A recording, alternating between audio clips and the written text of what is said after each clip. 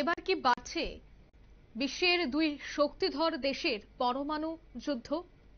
America এবং রাশিয়ার পরমাণু যুদ্ধের সম্ভাবনা কি এবার নতুন করে মাথাচাড়া দিয়ে উঠছে?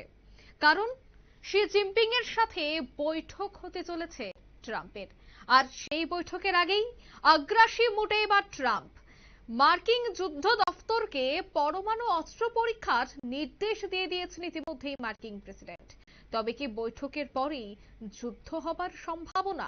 বিস্তারিত জানবো। টেলিফোন লাইনে যুক্ত হয়ে গেছে প্রতিনিধি সৌম মুখোপাধ্যায়। সৌম, ঠিক কি জানতে পারছো? দেখো, বর্তমানে এশিয়াতে সফর করছেন মার্কিন প্রেসিডেন্ট ডোনাল্ড ট্রাম্প। মালয়েশিয়া থেকে জাপান হয়ে বর্তমানে তিনি দক্ষিণ কোরিয়ায় রয়েছেন। সেখানে সম্মেলনের পাশাপাশি তিনি চীনা প্রেসিডেন্ট শি জিনপিং এর সাথে বৃহস্পতিবার সকালেই একটা বৈঠকে বসেন। পরে আরো একটা বৈঠক হওয়ার কথা রয়েছে। আর জিনপিং এর সাথে বৈঠকে বসার আগেই নিজের social media account truth social থেকে তিনি একটি পোস্ট করেছেন, যেখানে তিনি মার্কিন যুদ্ধ দপ্তরকে পরমাণু অস্ত্র পরীক্ষা করার নির্দেশ দিয়েছেন। আর তার এই নির্দেশের কথা প্রকাশ্যে আসার পরেই তীব্র শোরগোল শুরু হয়েছে গোটা বিশ্ব জুড়ে।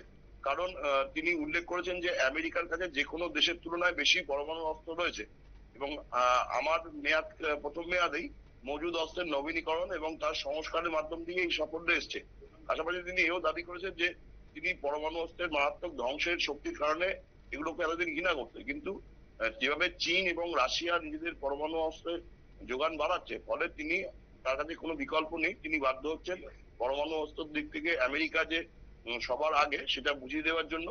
আর তার এই পরীক্ষা নিরীক্ষা যে শুধুমাত্র আমেরিকার সামরিক পরীক্ষা শক্তি পরীক্ষার জন্য এরকম নয়। রাশিয়া সম্প্রতি দুটি পারমাণবিক ক্ষেপণাস্ত্র পরীক্ষা করেছে, বুরেভেস্টিনিক ক্রুজ ক্ষেপণাস্ত্র পরীক্ষা করেছে। আর একটা হচ্ছে পরমাণু শক্তি চালিত স্বয়ংক্রিয় সাবমার্সিবল যান পোসাইডন, যেটা একটি অত্যাধুনিক ড্রোন এবং পরমাণু হামলা চালাতে সক্ষম।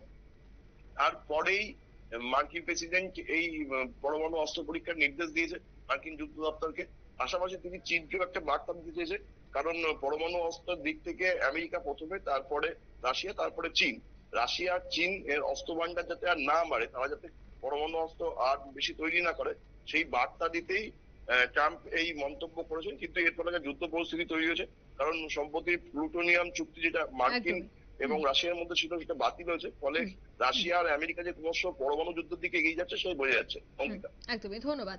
অর্থাৎ আন্তর্জাতিক বিশেষজ্ঞদের মতামত অনুসারে পরমাণু যুদ্ধ দিকে কিন্তু এবার এগিয়ে যাচ্ছে দুই দেশ। এখন বৈঠকের দিকে রয়েছে প্রত্যেকের নজর। শি জিনপিং এর সাথে ট্রাম্পের এই বৈঠকে আগামীতে কি বেরিয়ে আসে সেটাই দেখার। আর তারপর এই একের পর এক অস্ত্র ভান্ডারে শক্তিশালী, সামরিক দিক থেকে শক্তিশালী দুই দেশের মধ্যে কি সত্যিই পরমাণু যুদ্ধ সম্ভব, বা তারা কি সেই যুদ্ধের দিকে অগ্রসর হচ্ছে, সেটাও সময় বলবে।